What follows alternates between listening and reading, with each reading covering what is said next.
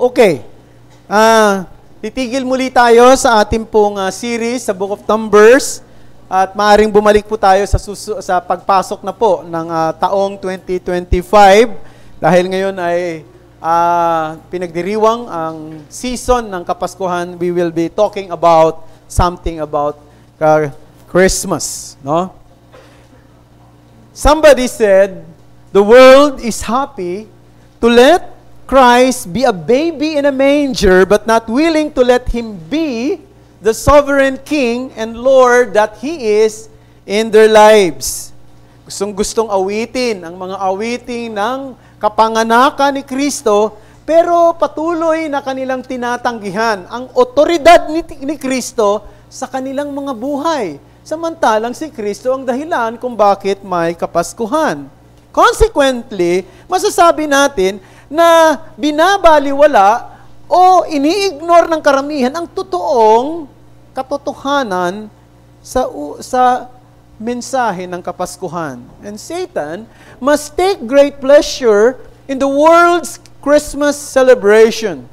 He must delight in seeing so many people commemorate Christ's birth with mere lip service, while completely missing the true point. That Jesus, ang ating Panginoong Yesus, siya'y isang makapangyarihang Diyos. Siya yung nagsusustento ng buhay ng bawat isa. Siya ang ultimong may otoridad sa buhay ng sino man. At ang bawat isa sa atin ay sasagot sa Kanya.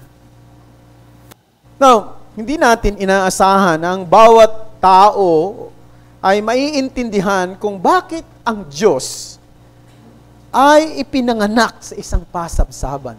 Mahirap ipaliwanag yan, mga kapatid. How can we explain that? How does one explain the Almighty stooping to become a tiny infant? Siguro pwede nating sabihin na ito ang pinakadakilang kapakumbabaan na nangyari sa kasaysayan ng ating mundo. Siya na napakayaman ay pinagpasyahang maging tulad sa isang dukha. Siya na nasa mataas na kalalagayang walang kasalanan ay pinagpasyahang maging tulad ng isang taong magkaroon ng isang kalikasan ng pagiging tao. Siya'y pumasok sa mundo na alam niya na siya rin naman ay tatanggihan ng karamihan. It is truly mind-boggling to realize that the God upon whom all creation depends became a baby who relied on His mother for food and care.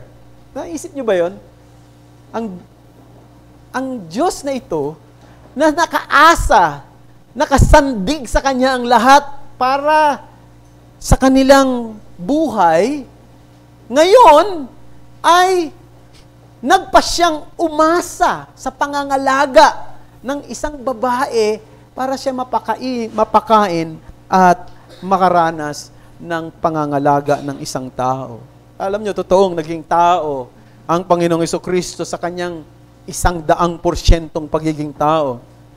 Nire-respeto natin si Martin Luther doon sa sinulat niyang cradle hymn na kinakanta pag Pasko, no? Narinig niyo na yon, yung Away in a Manger. Merong bahagi doon sa kanta na yan. Kinakanta rin natin yan dito. Alam, may pinalitan ko yung ilang lyrics doon eh. Kasi meron doon bahagi doon sa lyrics na yan na ganito, the cattle are lowing, the baby awakes, but little Lord Jesus, no crying He makes.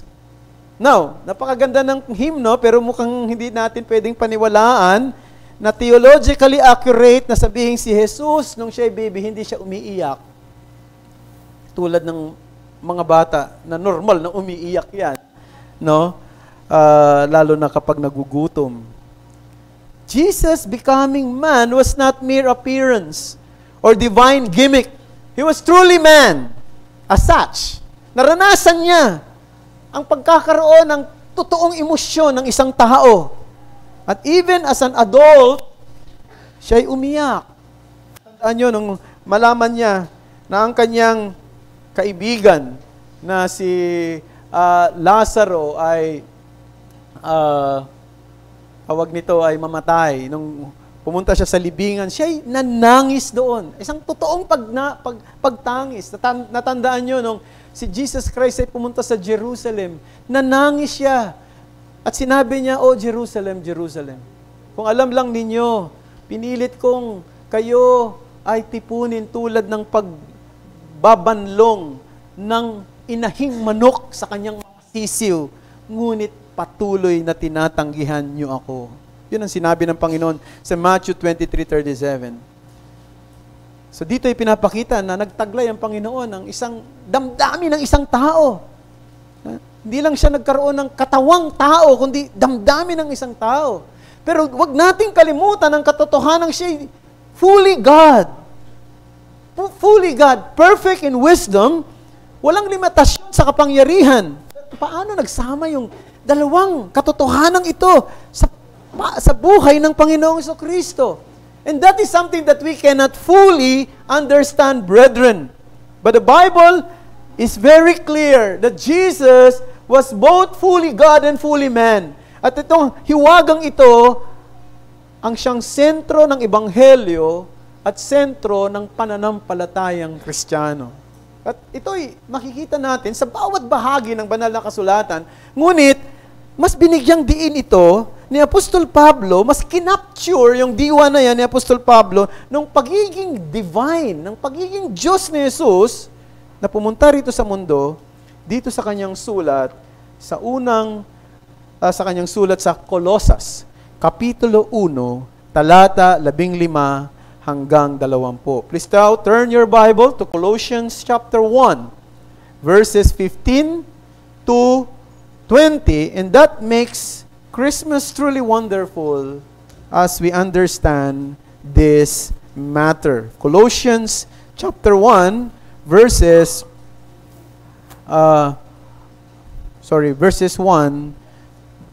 15 to 20. Sandali lang po mga kapatid at may ayusin lang sa aking microphone.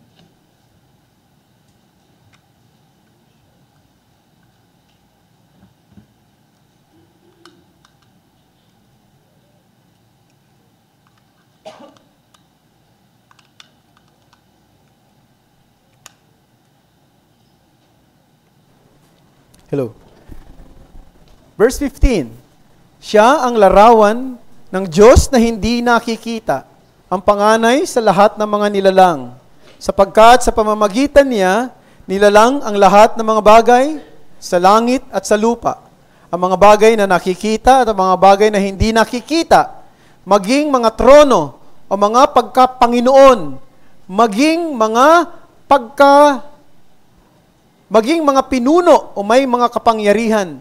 Lahat ng mga bagay ay nilalang sa pamamagitan niya at para sa Kanya. Siya mismo ay una sa lahat ng bagay at ang lahat ng mga bagay ay nahahawakang sama-sama sa Kanya. Siya ang ulo ng katawan, ang iglesia. Siya ang pasimula, ang panganay mula sa mga patay upang siya'y maging pangunahin sa lahat ng bagay. Sapagkat minagaling na ang buong kapuspusan ay manirahan sa Kanya. At sa pamamagitan niya, ang pagkasunduin ng Diyos sa Kanyang sarili, ang lahat ng mga bagay, sa lupa man o sa langit, na ginawa ang kapayapaan sa pamamagitan ng dugo ng Kanyang krus. Ito po ang salita ng Diyos. At ating papamagatan ang ating pag-aaral ngayon na Christmas, the Incarnation of God. Now, gusto ko munang ibigay sa inyo yung mabilis lamang yung background nitong sinulat ni Pablo sa mga taga-Colosas. Ang syudad na ito ay nung dumating naitayo ang iglesia roon sa pamamagitan ng isa sa mga disipulo ni Apostol Pablo na si Epaphras, nung panahon na yon ay merong isang katuruan, isang huwad na katuruan o false teaching na kumakalat at nakaka-impluwensya maging sa mga mananampalataya doon sa lugar ng Colosas. Ang katuroang yan ay, kung tawagin, ay Gnosticism o Gnostics. Ang pagtuturo ng mga Gnosticism ay isang napakakomplikadong katuroan, lalo na sa kaisipan ng mga pangkaraniwang tao. Naniniwala sila, among other things, na merong tinatawag na philosophical dualism, that matter is evil and the spirit is good. Lahat daw ng matter, material, at ay masama, at lahat ng espiritu ay mabuti. Ang Diyos ay espiritu, kaya ang Diyos ay mabuti. Pero, hindi siya pwedeng humipo ng mga bagay na material. Kasi yung material ay masama. At kung hihipuin niya yung mga bagay na material, magiging kontra yan sa kanyang kalikasan bilang isang mabuti. So, lumalabas na hindi siya ang lumikha ng mundong ito. He is not the creator of this physical universe, because if God made matter, He would be responsible for evil. So, paano nangyari? So, naniniwala sila na ang Diyos na ito ay lumikha ng mga iba pang mga espiritu. At yung mga iba pang espiritu ay lumikha pa ng iba pang mga espiritu na tinatawag nilang emanation. Nag-emanate. No? So, spirit begat spirit, spirit begat spirit. So, along the way, along the line, ng successive emanation, na-evolve yung spirit na lumikha ng matter. At yung spirit na yun na lumikha ng matter ay naging responsible sa mga bagay na masama. So, yun ang kanilang paniniwala. Kaya medyo komplikado sa pangkaraniwang isip, katulad ng sinabi ko. Furthermore, sinasabi nila na ang Diyos ay hindi pwedeng maging tao. Bakit?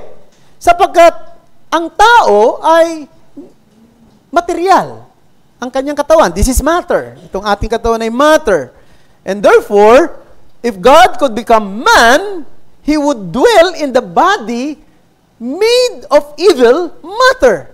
So, ang paniwala ng mga Gnostic na si Jesus ay hindi nagtaglay ng totoong physical na katawan, kundi mukhang katawan. Ang tawag doon ay seeming physical body, apparent physical body. Parang phantom, ano? It's not actual body. At bumaba yung Espiritu Santo sa panahon ng siya binautismuhan, pero umalis din nung siya ipinako doon sa krus. Kaya nga sabi ni Kristo nung nakapako siya sa krus, Diyos ko, bakit mo ako pinabayaan? Dahil umalis ang Espiritu sa kanya. Yan ang paniniwala ng mga Gnostics. Now, of course, yan ay isa sa mga kina-counter ni Apostle Paul nung kanyang sunulat itong aklat ng sulat patungkol sa mga taga-Colosas. At kanyang ipinaliliwanag na si Jesus ay Diyos na naging tao. Si Jesus na lumikha ng lahat ng bagay ay napailalim sa kanyang nilikha, ang katawan ng tao. Siya ay nagpakababa. Jesus, the Son of God, the God Himself, became man. He is the God in the flesh. Ba't niya ginawa yun? Sapagkat meron siyang layunin upang ang langit ay ipagkasundo sa lupa na ipinaghiwalay ng kasalanan upang ang langit na doon pinanggalingan ng Diyos ay abutin ng mga tao na makasalanan dito sa lupa at dalhin din niya doon sa kanyang piling. Yun yung reconciliation na binabanggit sa verse 20. At yan ang mensahe na gusto kong bigyan diin ngayong umaga sa ating pag-aaral dito. Christ, who is in heaven, took on our human flesh so that He could lift us up to heaven with Him. Christ, who is in heaven, took on our human flesh so that He could lift us up to heaven with Him. And I have 3 headings. First, Jesus, the exact replica of God. Second, Jesus, the eminent ruler of the creation. Third, but not the least, last but not the least, Jesus, the exclusive reconciler between God and man. First, Jesus, the exact replica of God. Sabi sa verse 15, He is the image of the invisible God. Ang salita ng Diyos ay nagtuturo sa atin na tayong mga tao ay nilikha rin ayon sa wangis ng Diyos. Ibig sabihin, nasa ating pagkatao ang marka ng Diyos sa buhay natin. Pero si Jesus ang eksaktong wangis ng Diyos. Tayo ay nilikha ayon sa wangis, pero hindi tayo ang eksaktong wangis ng Diyos. Si Jesus lamang ang eksaktong wangis ng Diyos. Yung Greek word na ginamit dito na salitang image ay icon. It means perfect replica, a precise copy, an exact representation of the glory of God. Now, iba pang mga talata sa Bagong Tipan ay nagbibigay tibay sa salitang ito. John chapter 14 verse 9b. Sabi rito ni Jesus, whoever has seen me has seen the Father. Sino man nakakita sa akin, nakakita sa Ama. Hebrews chapter 1 verse 3a. He is the radiance of the glory of God and the exact imprint of His nature. So, kung papaanong merong sinag ang araw, at yung sinag na yan ay hindi pwedeng ihiwalay doon sa ng pinanggagalingan ng sinag. Si Kristo ang eksaktong sinag ng Diyos. Si Kristo ang eksaktong replika ng Diyos. Dinala ni Jesus ang Diyos sa mundong ito. Dinala niya ang liwanag ng pagka-Diyos ng Diyos sa puso ng mga tao. Ang Diyos na hindi nakikita ay naging visible sa persona ni Jesus. At then sa verse 19, nag-step further pa si Apostle Paul. Sabi niya, for in Him all the fullness of God was pleased to dwell. For in Him all the fullness of God was pleased to dwell. Verse 19. So ibig sabihin, Christ is the substance of all that God is. Alam niyo, naalala ko meron ako nabasa patungkol sa isang avid fan ni Elvis Presley. Yung mga kabataan dito, hindi na siguro kilala si Elvis Presley. No? Ay ako na may bata pa rin naman ng panahon na yun. Maliit pa siguro. Naririnig-rinig ko na lang din halos. No? Patungkol kay Elvis. Pero siya pa rin ay tinaguriang the king of rock and roll at wala pang pumapantay sa kanyang kalalagayan. Ano? Maraming fans talaga ito si Elvis Presley sapagkat napagaling at hindi lang yon, napakagwapo. No? Kikita niyo yung mukha niya, parang perfect yung pagkakaayos ng kanyang mukha, napakagwapo. At itong isa sa mga fan na ito ay lahat halos ng koleksyon. Meron siya, he has an extensive collection of photographs, no, ni Elvis Presley, lahat ng mga album ni Elvis Presley, meron siya. Pinanood niya ang bawat pelikula na kung saan nandun si Elvis Presley. At alam niya ang bawat yugto ng balita patungkol kay Elvis mula sa naging karelasyon niya, yung kanyang unang asawa na si Priscilla, hanggang sa iba pang mga babae na nagkaroon ng kaugnayan sa kanya. Pero sinabi niya na sa kabila ng kanyang kaalaman at sangkatutak na memorabilia, patungkol kay Elvis Presley, ay sabi niya, hindi daw pwedeng ikumpara ang katotohanan ng nakita niya mismo si Elvis sa kanyang persona, sa isang concert na kanyang dinaluhan. At sabi niya, seeing him live was completely different experience from simply collecting pictures. Alam niyo mga kapatid, Christ is more than a photograph. Christ is more than a picture of God. Sapagkat doon sa verse 19 sinabi, for in Him the fullness of God was pleased to dwell. So ang ibig sabihin, ang makilala si Jesus ay makilala ang Diyos. Ang ma-encounter si Jesus ay ma-encounter ang Diyos mismo. Ang maging miyembro ng kawan ni Jesus ay maging bahagi ng pamilya ng Diyos. Ang tumanggap ng nakapagliligtas na pag-ibig ni Jesus ay pagyakap ng Diyos mismo sa iyo. Yun ang katotohanan. Na alam natin sa Congress, meron tinatawag na majority, member ng majority, member ng minority. Typically, pag member ka ng majority, may advantage ka sa mga chairmanship, no, ng mga committees, mga significant committee, mga key committees sa Congress. At isa pa, kapag ka ikaw ay nasa majority, isa sa mga significant benefit ay meron kang kaalyado ka ng Pangulo. No, kaalyado mo, yung pinakamakapangyarihang tao dito sa ating bansa. Kaya nga, alam nyo, kapag sino yung na-elect na presidente, nagbabago ng mga, di ba? Yung mga nagbabago ng mga partido, yung mga politiko. Kasi gusto nilang merong backing up sila ng powerful man in the country. Pero gusto kong sabihin mga kapatid, kung ikaw ay na kay Kristo ngayon, you don't just have the support of the most powerful man in the country, in the world. You have God Himself. You have God Himself. The God who is manifested in the flesh. Maaring hindi ka kilalang tao. Maaring mahirap ka. Maaring mababa lang ang edukasyon mo. Maaring pangkaraniwang ka lang talaga. Pero kung ikaw ay na kay Kristo, you have everything you need. So be encouraged. Kung ikaw Kristiyano ngayon, be encouraged. Because if you are in Christ, you have everything you need. Because Jesus is the fullness of God. He is the exact replica of God. Number 2, Jesus, the eminent ruler of creation. Verse 15b, He is the firstborn of all creation. Now, yang salitang yan ay ginagamit ng maraming mga ibang grupo o kulto para patunayan na si Kristo ay hindi Diyos. At hindi kapantay ng Diyos. Sabi siya, ang panganay sa lahat ng mga nilalang. Ang ibig sabihin, nilalang lang siya ng Diyos.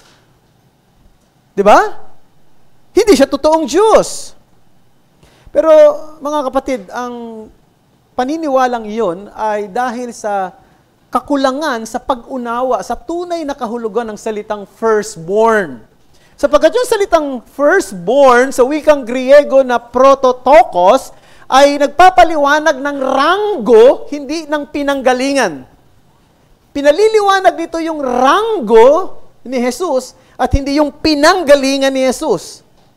The rank and not the origin. The prototokos sa Hebrew family, kung ikaw ay firstborn sa pamilyang Hebreyo, ibig sabihin ikaw ay tagapagmana. Ikaw ang tagapagmana. Kapag ikaw membro naman ng royal family, yung firstborn, ikaw ngayon ang magsusunod sa trono.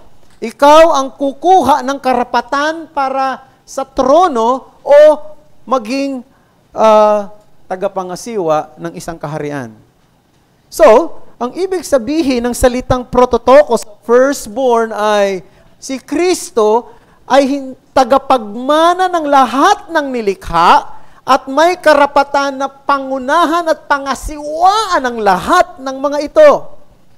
Hindi ibig sabihin siya yung nauna sa mga nilikha ng Diyos, kundi siya ang nasa taas ng lahat ng nilikha ng Diyos at pinangungunahan ang lahat ng kanyang nilikha. Now, bibigyan ko kayo ng illustration sa lumang tipan para maipaliwanag ko yung salitang firstborn. Naalala nyo, merong dalawang anak, si Isaac. Di ba? Ang anak niya, ang panganay niya ay si Esau sa Tagalog. Ang isa naman ay si Jacob o Jacob. Yun ang bunso. Kung tutuusin, si Esau ang tagapagmana sapagkat siyang panganay at tagapangasiwa, pero hindi na ibigay sa kanya ang prototokos. Hindi na ibigay sa kanya ang firstborn. Ibinigay ito kanino? Kay Jacob. So, hindi by rank yung prototokos. Kundi, hindi ito kung sino yung nauna, kundi ito'y tumutukoy sa rank. Ibinigay ng Diyos ang mataas na ranggo, hindi kay Esau, kundi kay Jacob. Makikita natin na yung prototokos dito ay si Jacob, hindi si Esau. Isa pa, na example, may sinabi si Jesus, ang Diyos kay David, Psalms 89:27. Sabi doon, I will make him, referring to David, the firstborn, the highest of the kings of the earth. Ano sabi niya? Gagawin daw niya si David na firstborn, the highest of the kings of the earth. Now obviously, si David hindi siya ang panganay na anak sa magkakapatid. Di ba natatandaan ninyo? Noong nakipaglaban siya kay Goliath bago nangyari yon, Nandoon siya sa pastulan, nag-aalaga ng mga tupa dahil ang kanyang mga kuya, ang mga sundalo ng Israel. Dumalaw lang siya doon para magdala ng supply. Nung makita niya, no, si Goliath, batang-bata pa siya. Ibig sabihin, bunso siya sa magkakapatid. Pero sabi ng Panginoon, ikaw ang gagawin kong firstborn, prototokos. At obviously, nung panahon ni David, hindi siyang hari lang na nabubuhay nung panahon na yon. Pero sabi ng Panginoon, I will make you, what? The highest of the kings of the earth. Pinakamataas ka sa lahat ng mga hari. Yan ang ibig sabihin ng prototokos. Yan ang ibig sabihin ng firstborn sa Bible. So, ganyan si Jesus. Si Jesus ang firstborn, which means He is above all things and the ruler of all nations. Kaya, kinukontra natin yung paniniwala ng mga Jehovah's Witness, kung meron mga nakikinig sa atin dito, na nagsasabi na si Jesus daw ay nilikha muna ng Diyos para maging kasama niyang manlilikha. Now, isipin yung maigi. Bakit kinakailang lumikha ang Diyos ng isa pang manlilikha? Ibig ba sabihin, hindi kayang lumikha ng Diyos sa kanya sarili lang? At kinakailang niyang lumikha para may makasama siyang lumikha? Intindihan niyo yun? That's illogical. Now, look at verse 16 to 17. For in Him, all things were created, in heaven and on earth, visible and invisible, whether thrones or dominions or rulers or authorities, all things were created through Him and for Him. And He is before all things, and in Him all things hold together. Si Kristo, hindi lang siya tagapagmana ng sanglilikha, kundi siya ang manlilikha at ang mga nilikha ay nilikha para sa Kanya. Ang tindi ng mga salitang ginamit dito ni Apostle Paul. Siya ang lumikha at siyang tagapanguna ng lahat ng nilikha at lahat ng nilikha ay nilikha para sa Kanya. Now, napag-isipan niyo ba, mga kapatid, kayo mga nag-aaral, mga estudyante rito, kung gaano ba talaga kalaki ang universe? How vast is the universe? Ayon sa mga scientifico, ang araw doon natin, sobrang laki, na kayang magkasya ang 1,000,000 at 200 planeta na kasing laki ng mundo. At kapag naipasok na ang 1,000,000 at 200 planetang kasing laki ng mundo, maluwag pa. Na pwede pang magkasya ang 4,000,000 at 300 buwan na kasing laki ng ating buwan. Ganun kalaki yung araw pa lang yun. Ngayon, merong tinatawag na bituin, tinatawag na Alpha Centauri. Ewan ko tama ba yung pronounce. Alpha Centauri. May mga teacher pa naman dito, baka ako i-correct, no?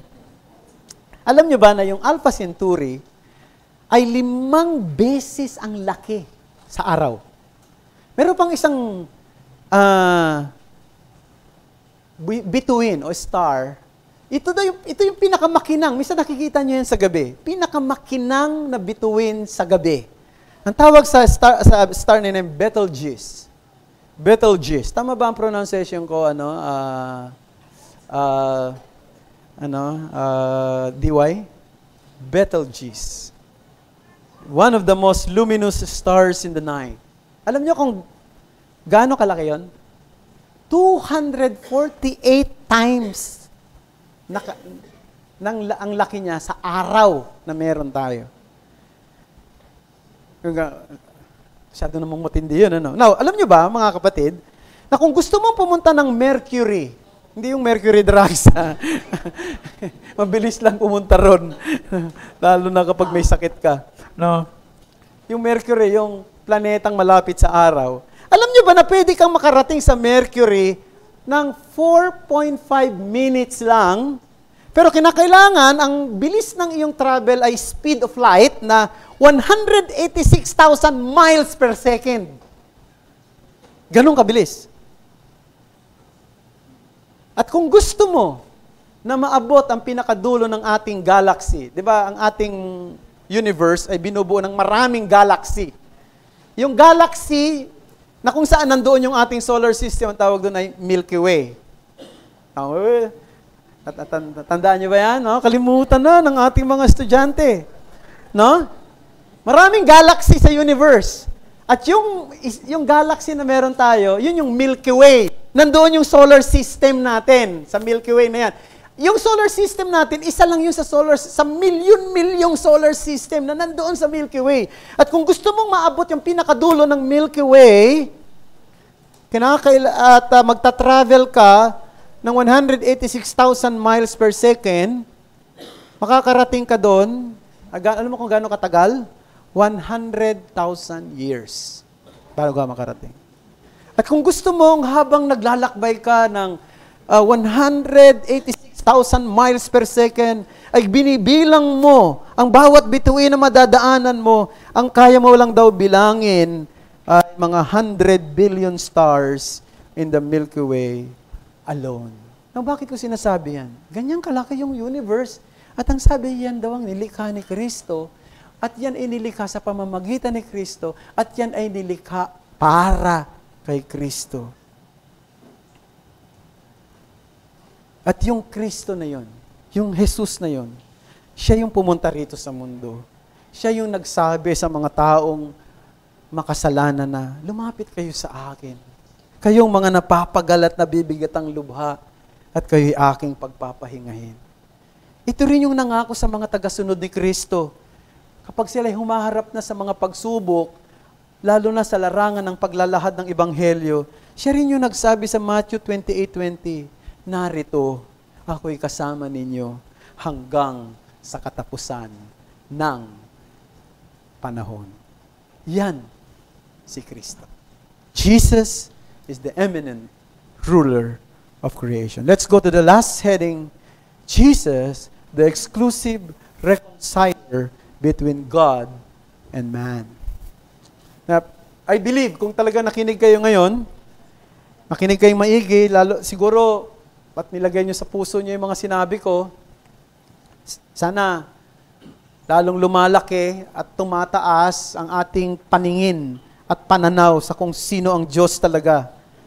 Siya isang dakilang Diyos, si Jesus, at siya ay undoubtedly the God who is in control of everything. But here lies the question, bakit ang Diyos na ito'y pinili niyang maging tao at maipanganak sa isang mababang antas ng panganganak doon sa pasabsaban? Look at verse 20. And through Him, to reconcile to Himself all things, whether on earth or in heaven, making peace by the blood of His cross. Yun ang dahilan kung bakit siya pumunta rito. Sa kabila ng kalakhan ng Diyos na ito, siya ay pumunta dahil meron siyang layunin to reconcile Himself to us, whether on earth or in heaven, making peace by the blood of His cross. Ang tao sa kanyang kalalagayan ay hindi right sa harapan ng Diyos. Tayo kaaway ng Diyos. Siya ang kalaban natin. At tayo na sa ilalim ng kanyang galit, ng kanyang paghatol. Nasa panganib ang sino man sa atin. We are in danger of eternal damnation. Sabi ng Psalm 7:11, God is a righteous judge and a God who feels indignation every day. Araw-araw daw nagagalit siya. At isang seryosong bagay na araw-araw nagagalit ang Diyos sa sangkatauhan. Pero ang tao ay patuloy sa kanyang rebellion at patuloy sa kanyang indifference sa Diyos na ito. Romans 3:8, there is no fear of God before their eyes. At kung ang tao hindi magsisisi at hindi marireconcile sa Diyos, sabi sa Psalm 7 verse 12, if a man does not repent, God will whet His sword, and He has bent and readied His bow. Kanya daw, pinahasa na ang kanyang tabak at kanyang iniuunat na ang kanyang pana. Ganyan ang kalagayan ng tao. At si Jesus lamang ang siyang magiging dahilan para itong sitwasyong ito ay mabigyan ng lunas. Sapagkat siya'y Diyos at tao. Siya'y Diyos, tao. He is both God and man. And He is the one who can resolve the conflict. Nabuhay siyang tulad ng isang taong ordinaryo, ngunit hindi siya nagkasala. Siya'y tinukso sa magkabi-kabila, ngunit nanatiling sumunod sa kalooban ng Diyos. Wala siyang kasalanan. Bagamat dumaan siya sa iba't ibang pagsubok, at handa niyang ibigay ang kanyang sarili bilang sakripisyo at bilang kahalili ng sino man sa atin na kanyang tinubos. Siya ay alay na tulad sa isang korderong walang batik at walang kapintasan. Siya ang ating manunubos. At kanyang sinicure yung pakikipagkasundo na hindi natin kayang gawin sa harapan ng Diyos. Hebrews 5 verse 9, and being made perfect, He became the source of eternal salvation to all who obey Him. In other words, brethren, He takes the hand of a repentant, yielding sinner and the outstretched hand of a holy God, and He joins the two. Yun ang ginawa niya. Yung langit at ang lupa, pinag-isa niya. No? Pinagkasundo niya. Yung kamay ng Diyos na banal at ang kamay ng isang taong makasalanan, pinagkasundo niya sa pamamagitan ng handog pangkapayapaan sa dugo na nabuhos doon sa krus. At yan ang totoong mensahe ng Pasko. That is the sum of Christmas message. Na ang sanggol na nandoon sa pasabsaban ay hindi lang isang sanggol tulad ng mga sanggol na ipinanganganak ng kanilang mga ng kanilang mga nanay. Siya'y Diyos na naging tao. Siya'y Diyos na naging laman. Naging posible ang kaloob ng Diyos ng walang hanggang kapayapaan at walang hanggang buhay sa pamamagitan niya. Kaya kung Christian ka ngayon, dapat forever grateful ka sa Diyos sapagkat binigyan ka ng liwanag ng Diyos sa isip mo patungkol sa katotohanan ito. Maraming mga yun, nagsiselebrate ng Christmas, pero hindi naman nila nakikita yung totoong mensahe. Ikaw, yung puso mong madilim, binigyan niya ng liwanag. Tinanggap natin ang pinakadakilang kaloob na pwedeng tanggapin ng tao sa buong mundo. We are blessed in all of God's creatures, even though maaring yung ilan sa atin, may mga pinagdadaanan din ng mga sirkumstansyang hindi madali, no?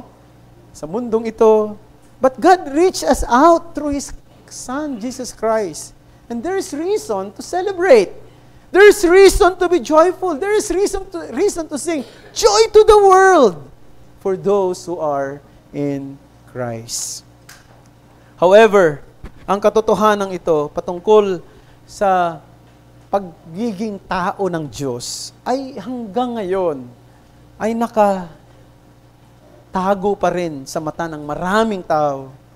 Kaya nga, ipanalangin natin, gamitin din tayo ng Panginoon. Gamitin ka, maaaring sa pamilya mo, sa kaibigan mo, o sa sino man, no, na ang kanilang kabulagan ay mawala. No? At maintindihan nila kung ano ang dakilang layunin ng pagdating ng isang makapangyarihan at dakila at matayog na Diyos sa mundong ito. At kung meron akong kinakausap dito na hanggang ngayon ganyan pa rin ang kalagayan mo, sana maintindihan mo na ang tunay na kahulugan ng Pasko ay pakikipagkasundo ng Diyos sa tao. At paano mo mararanasan yan? Sa pamamagitan ng pagkakaroon ng kaugnayan kay Kristo. Tumakbo ka sa Kanya. Siya na nanggaling sa langit, na naging tao, upang ang mga mananampalataya niya ay dalhin niya kasama doon sa langit. Run to Christ who is from heaven, who took human flesh to lift His believers to heaven with Him. Let us pray. Father in heaven, again, thank you for this wonderful and amazing truth that you have laid upon to us from your word. Salamat po sapagkat ang aming Panginoong Hesukristo, dakila ang kanyang pagparito. Hindi isang bagay na simple at ordinaryong bagay ang nangyari. Sapagkat ang aming Panginoong Hesukristo ang manlilikha ng isang napakalawak na universe na ito na hindi namin kayang abutin ang kanyang laki at hindi namin kayang unawain ang kanyang kalakhan. Pero sa kabila ng lahat, inabot niya ang mga makasalanang tulad namin. Sa planetang ito, na kanyang ginawang espesyal sa lahat ng mga planeta. At dalangin namin, Panginoon, na sana'y maging malalim sa puso namin ang pagiging Kristiyano namin, ang pagiging mananampalataya namin. Sapagkat hindi ito isang bagay na dumating sa amin on our own. Ito'y dumating sa amin sapagkat kami ay binigyan nyo ng liwanag. Pinaunawa ninyo sa amin, madilim ang aming isip, madilim ang aming puso, ngunit pinaunawa nyo ang mga katotohanan ito. At patuloy nawa na mas marami pa ang makaunawa nito sa aming paligid, sa aming mga mahal sa buhay na hanggang ngayon ay wala pa sa inyo. Muli, samahan mo kami, Panginoon, sa aming pang mga susunod na gawain at patuloy na ma-encourage kaming sumamba sa iyo, sapagkat ikaw ay isang dakilang Diyos na naging taong tulad namin. Upang abutin kami at maipagkasundo kami sa Diyos. Marami pong salamat. Itong aming dalangin sa ngalan ni Jesus. Amen.